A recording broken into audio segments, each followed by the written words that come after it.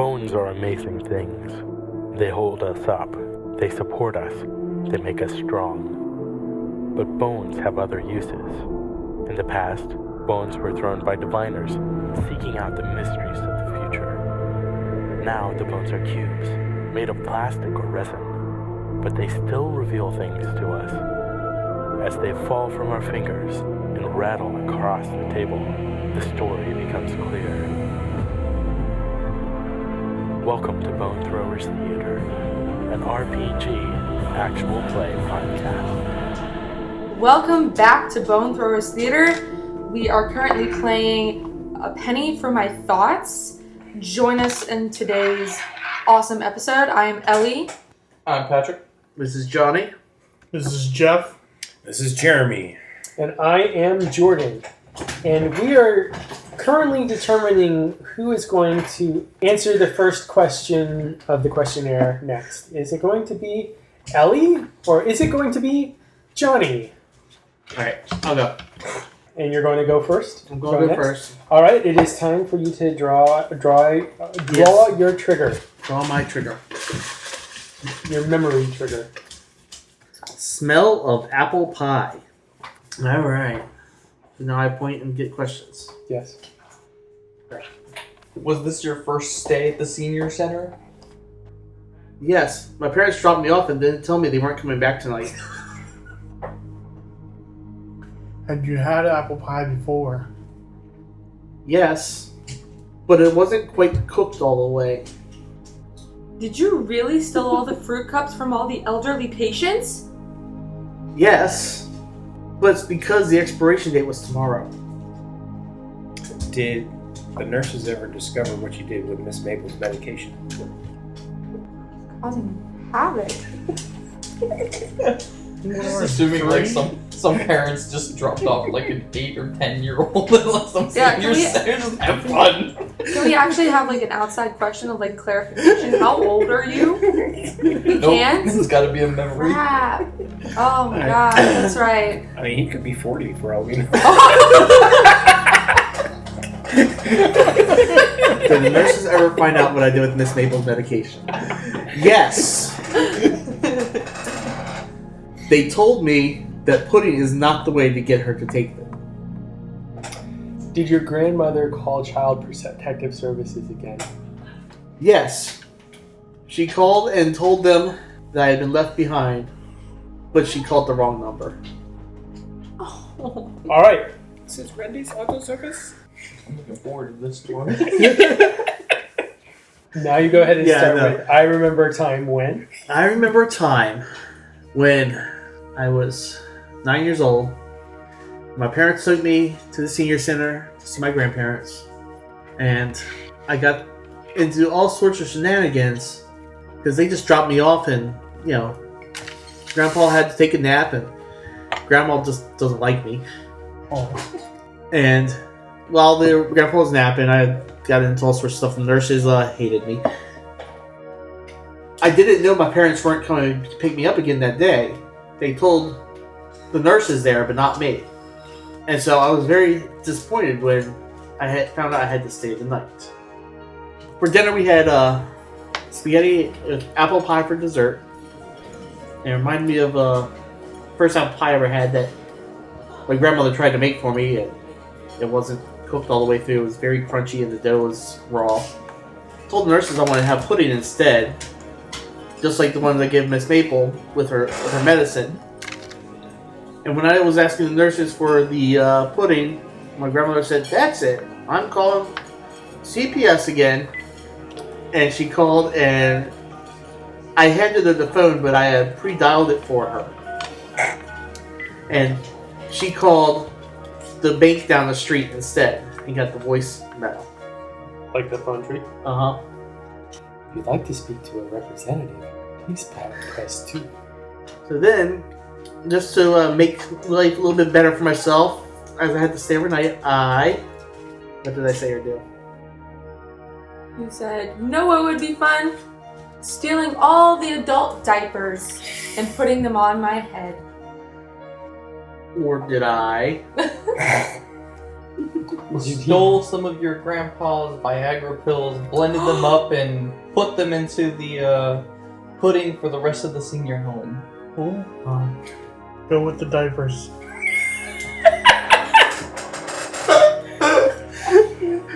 I love you. You're so pretty.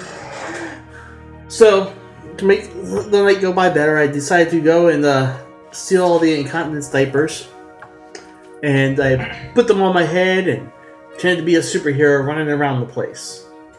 The next morning, when my mother came to pick me up, I went up to her and what did I say to you? You said, next time take me home. I don't want to be here anymore. Or was it...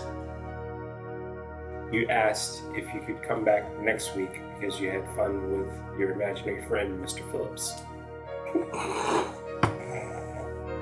went up to her and said, Mom, this was so much fun. Can I come back next week? I had so much fun with Mr. Phillips.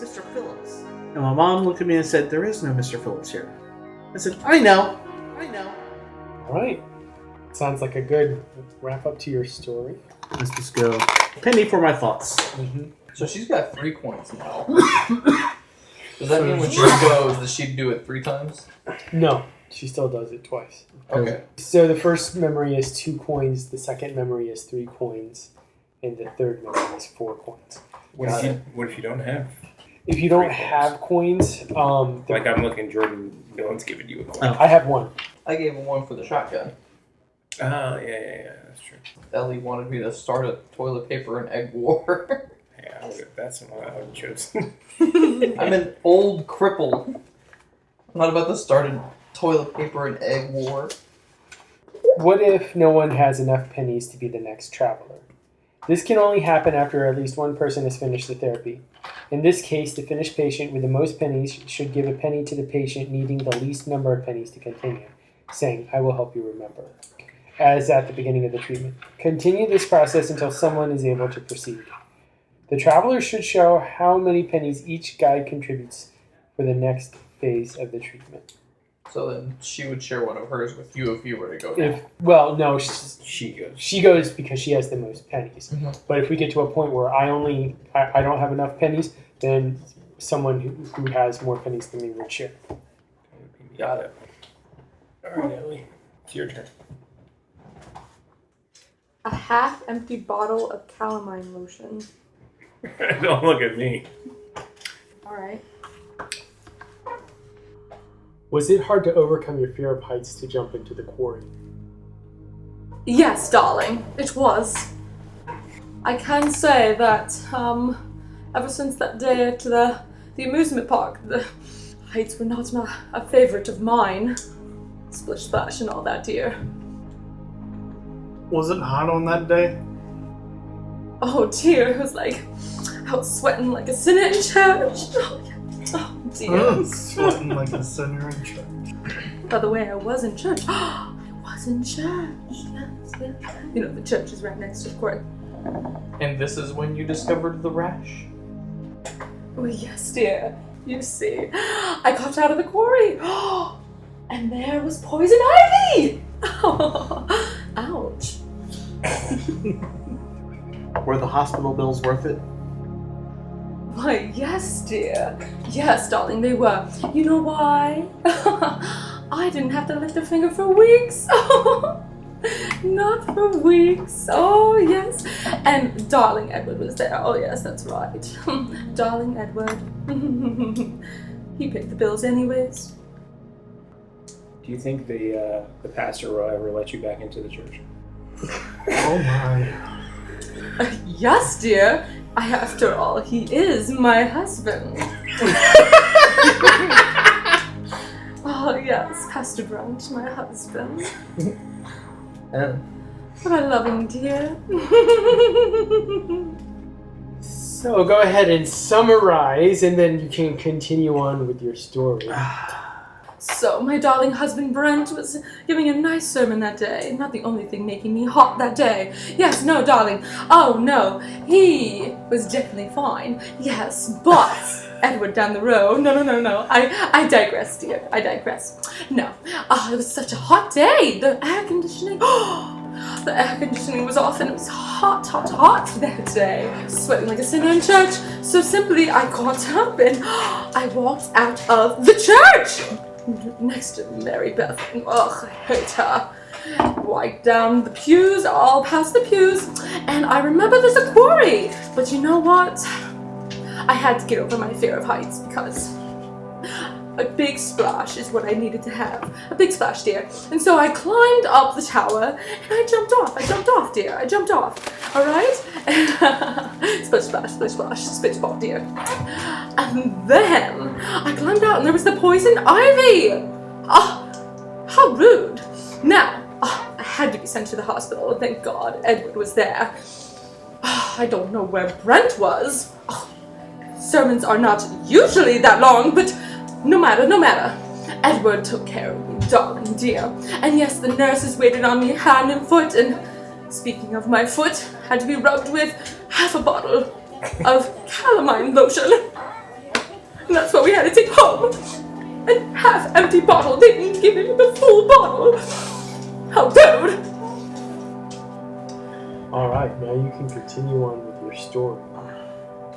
So then I went home, and wouldn't you know, Brent was there, and he asked me where I had been for the last 2 weeks. Wow. And I said, 2 weeks? It hasn't been 2 weeks. It's been 2 hours. You only think it's 2 weeks because everyone fell asleep during your sermon again. oh my. Or did I? Why wasn't there a missing persons report? Why didn't you come see me? Jeff receives a penny. For his thoughts. I just couldn't choose, so I flipped one of my pennies. How rude! How dare you question me when I should be questioning you, I said! Where was the missing persons report? Huh? Where was it? Huh? And then I marched off to my bedroom, and then I put on my lovely robe, and then I went downstairs. And there was Edward! And Brent! Edward! And Brent! What did I do? Brent, you obviously don't love me. I'm going to live with Edward from now on. Or did I? Darling, I looked at the two of them, and I just could not decide which twin was better.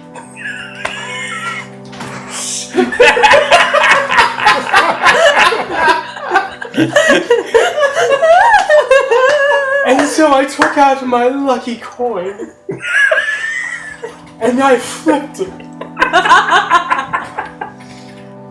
I'm sorry, I got it.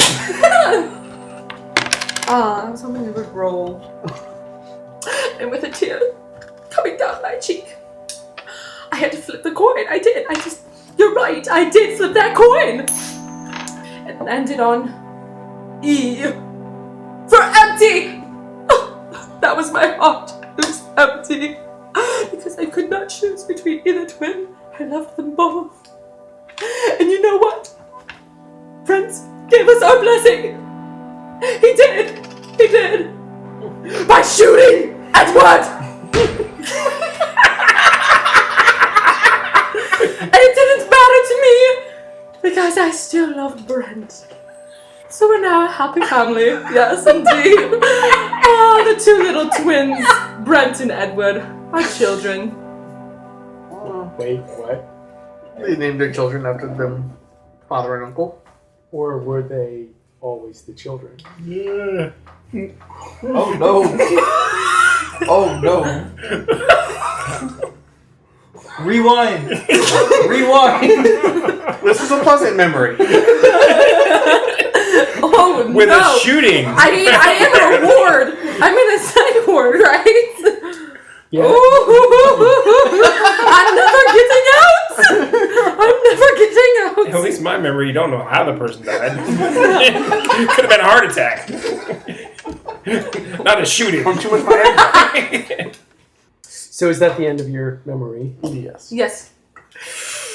Okay, so you can go ahead and... Everything is triggering me, dear. Just like the trigger on the gun. Well, darling, if it won't be so much trouble, would you mind filling out the questionnaire? I'm writing a summary, right? That's right. Okay, alright. If you know how to summarize that. I know, I'm over here like, geez, what did I do to myself? You did to yourself what you tried to do to everybody else. You are correct. A penny for my thoughts.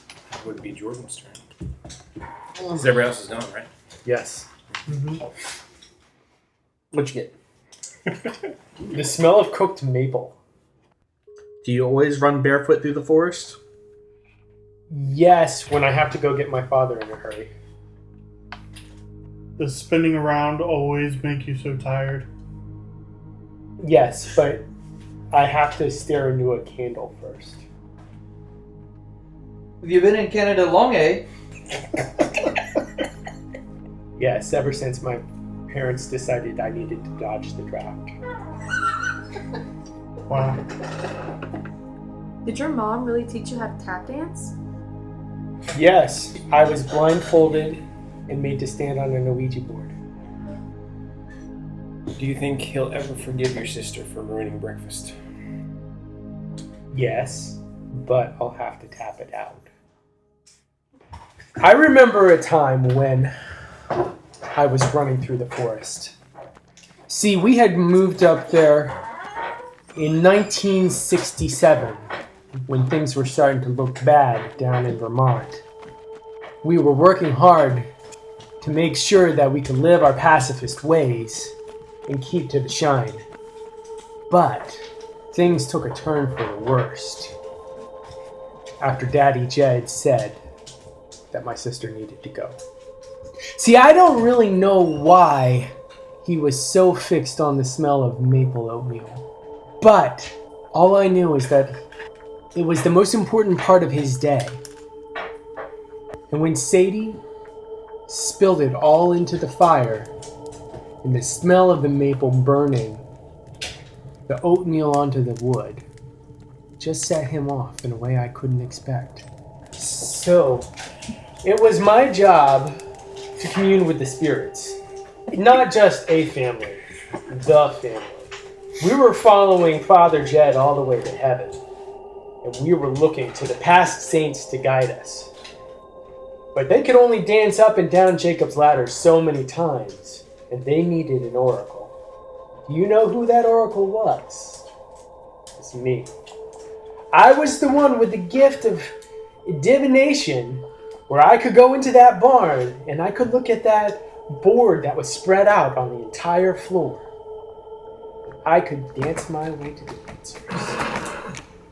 One could say that you would see the stars shining through my answers as we got ready to climb the ladder to heaven. Jordan's dancing with the stars.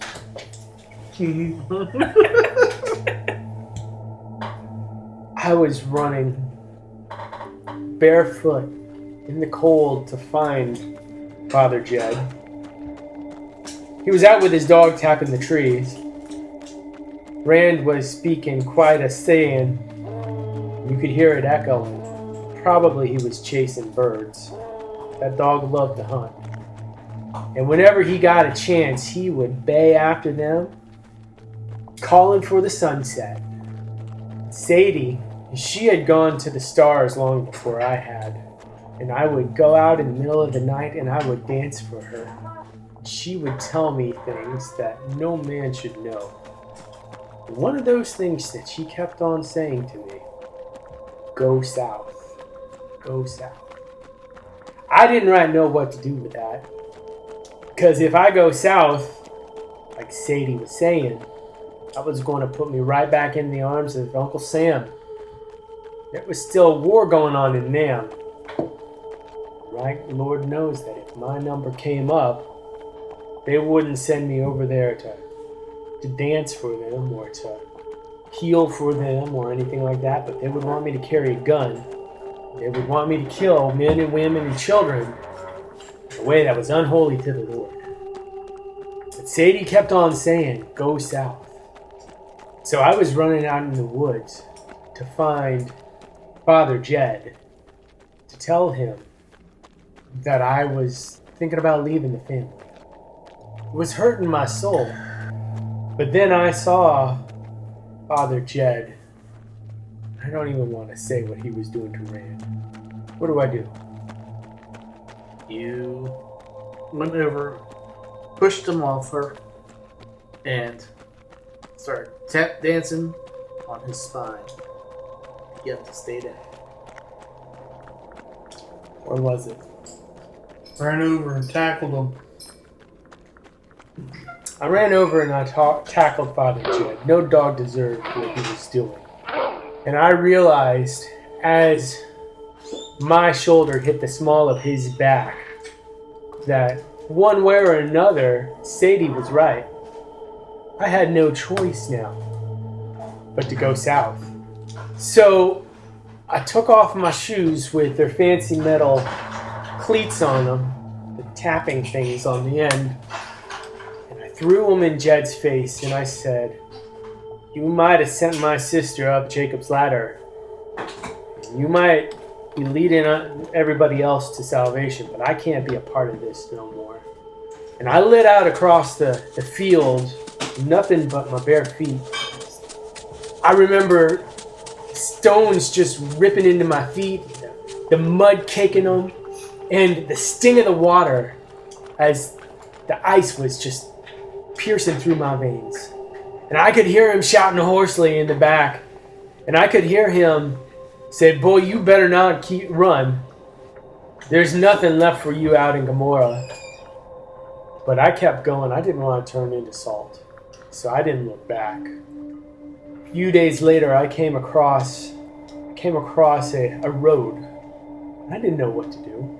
This was my first time coming into civilization since I can't remember when. But I had heard a story from one of the younger hippies who had come to our Ontario settlement, saying that they would stick a thumb out and they would ride the roads with whoever would pick them up and take them towards their final destination. So I stood there with my bleeding feet, leaving tracks on the side of the cement, the blacktop, feeling my breath condense against my nose. I stuck out my thumb, and it was shaking something awful, because I hadn't eaten anything since I had left. And this big rig hauler full of whiskey from one of the local distilleries pulls over, opens the door, and he says, climb on in. He gives me shoes, he takes me to a diner, he gives me food, and he asks me what I'm going to do with my life. What do I say?